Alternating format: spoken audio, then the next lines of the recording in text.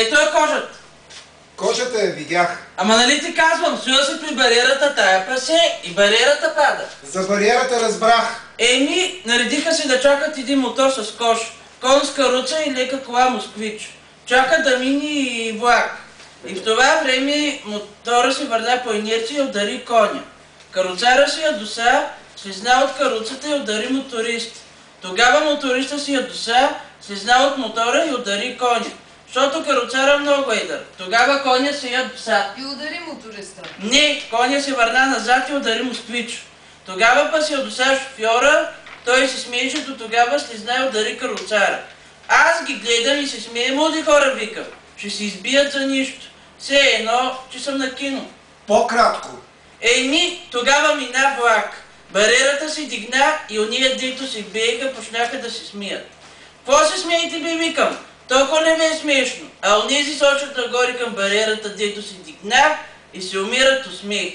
Като погледнах нагоре, овцата виси обеси. Моята овца бях я вържал за бариерата да ни избега, докато гледам как се бият ония. Ония си качаха кой на каквото можа и си заминаха.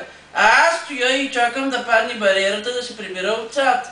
Прибрах си я, удрах и кожата, и я тука па се викам поне данъка да ни плаща. Да им кажа на тези ора. Акт ми дай ти. Акт, колко пъти ще ти казвам. Акт за смъртта на овцата. На кожата не пише на коя овца е. Абе какъв акт? Ето ти кожата, удрана и съхнала. Тя кой е жива, как кой без кожа?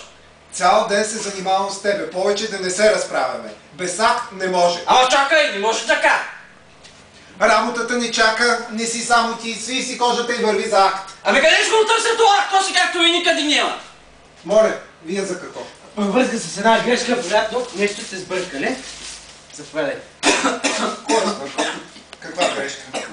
Ето съобщението. Лисица? Да. Заповядайте, лисица.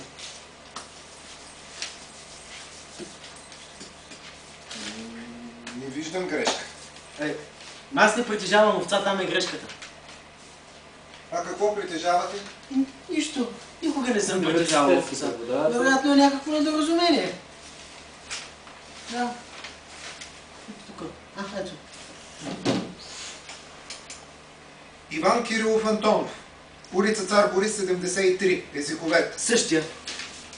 Преди месец сте стригали частната си овца. Не е препоръчително да въвеждате държавните органи в заблуждение. Вижте, аз нямам овца. Стригах сако от велор.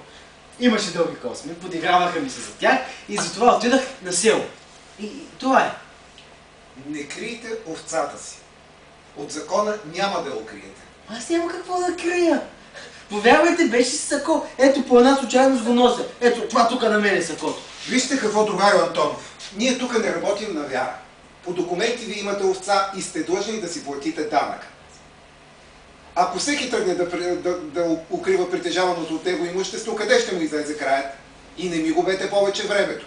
Ако в 3-дневен срок не внесете данъка, ще приложим закона с цялата му строгост. Вижте, нека се разберем като интелигентни хора. Интелигентните също плащат данъци. А документите още не са факти. Айде докажете, че имам овца. Вие трябва да докажете, че нямате. И как аз да докажа, че нямам? Ако ние вземем да доказваме на всеки, знаете ли какво ще стане? При нас има регистрирани 250 000 души. Ама един иска да му докажете, не всички. Сега, днес, а утре? Какво утре? А в други ден? А в бъдеще? Колко още могат да поискат? Създаде ли се прецедент? Край! Ама, не беше овца, разберете. Сако. Чувате ли? Сако. Всяко сако е било преди това овца.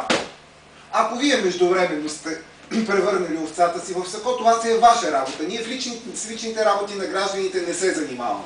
Но и тогава ще трябва да си платите данъка за периода, докато сакото е било овца. В такъв случай ще трябва да плащаме за балтона си. И той някога е бил овца. Но не частна, не ваша. Схващате разликата, нали? Нали? Аз съм езиковед. Не отглеждам овце. В Джиния, щата Ню Йорк, местният фотограф отглеждал марихуана в градската градина. Поливана при това от общинските власти. и натрупал огромни пари от това си начинание. Да. Естествено, този фотограф не плащал данък за марихуана. Той наистина няма овца и никога не е имал. Познавам го от ей такъв и нищо, което да напомня на овца не съм виждала. Нито у него, нито у неговото семейство. Моля ви се, това е направо смешно. Да. За какво му е овца? Та той преподава в университета. Дори балкон няма, къде ще я гледа? Да не бива ваза да я постави. Сбъркали сте нещо. Да. Иван Кирилов Антонов, езиковед. Стригане частна овца на 29 март. Не сако, а овца.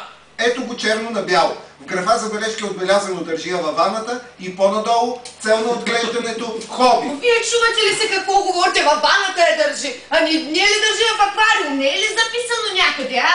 Това тук вашият подпис ли е? Виж подпис. Да. А номерът на паспорта И той. от 2 ноември 66 година. Да. Вие разказвате приказки. Хоби държава във ваната. Да не би да става дума не за овца, а за златна река или за медуза. 10 години работя тук и никой не е успял да скрие животното си от закона. Няма да успеете и вие. По-добре си платете данък. Въпросът даже не е толкова в данъка. Да. Въпросът е принципен. Вие на хората ли? Вярвате ли на документите? На документа. Ние работим с документи, а хора има всякакви. А и документи има всякакви. Ето, вие не вярвате на хората, а на хартията, която при това е недоброкачествена. Аз не съм философ, аз събирам данъци. Ще си платите данъка, тези мисли може да ги обнародвате някъде. Те не ме засягат. Защо ще плаща данък, като няма овца? Вие казвате, че няма. Ами добре, елате вкъщи, проверете, да видите, няма нищо. Естествено, че няма. Щом ни каните на проверка, значи сте я скрили в Кой нищото. знае? Пасе си сега на някоя вила и Да. нищо има да търси. Нали аз всеки ден съм учак, щях да я видя, да я чуя. Аз съм Може ли свидетел. да се скрие овца? Може. Вие точно това А правите. вие какво правите, разбирате ли? Събирам данъка. Данъка са А когато не желаят да плащат, какъвто е случая с вас, го обяваме. Какво пък има толкова за разбиране? Струва ми се, че вие не разбирате. Ама това се отнася за тези, които притежават. Аз не притежавам, не разбирате ли? Аз се занимавам с езикознание, а не с животновъдство. Гледайте! Орачът! Оре! Аз съм преподавател. Кой оре? Кой оре? Орачът. Оре! Орачът! Да. Ето, орачът оре! Оре! Показва кой върши действието в изречението, нали? Овца! Къде е овца? Виждате ли някъде къде овца? е овцата? Някъде има ли овца? Има ли овца? А? Там има ли овца? Няма овца. Всичко това е да бъде. Абе, няма ли да видя в това лице някаква човешка реакция? Овца! Овца! Ми няма! Гледай, никаква реакция! Железен! Да, бе. Мраморен! Разбираш ли? И овца! Ние работим върху, как да го кажа, човешката хармония, не знам какво, така и някакви програми, нали, за не знам какво развитие. Културно развитие, обогатяване, а няма емоция, човешка емоция. Добре, дай от... Хайде от това. Трудно се, че вие не Значи като тръгнете да го играете това следете, ще прояви ли някаква реакция? Да? това е тази реплика. Да. Не, преди това, Радо.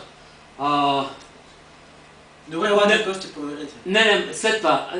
Аз не притежавам, разбирате, аз съм университетски преподавател. Това се отнася за тези. Да, има смисъл да ми... О, Да, добре. Аз не разбрах. тук. Но това са за тези, които притежават там. Да, аз не притежавам. Събирам данъка, когато не желая да плащат, какъвто е случай с вас, Добре, го обявам. Добре. Какво пък има толкова за разбиране? Струва ми се, че вие не разбирате. Не, вие не разбирате. Това се отнася за тези, които притежават. Аз не притежавам, не разбирате ли? Аз се занимавам с езикознание, а не с животновъдство. Гледайте. Орачът. Оре. Орачът оре. Орачът. Кой оре? Кой оре? Орачът. Орачът оре. Оре. Показва кой върши действието в изречението. Няма ли да се Орачът усмихнеш? оре. Овца! Къде е овцата? Има ли някъде къде има овца тук? Овца, виждате ли? Къде е овца?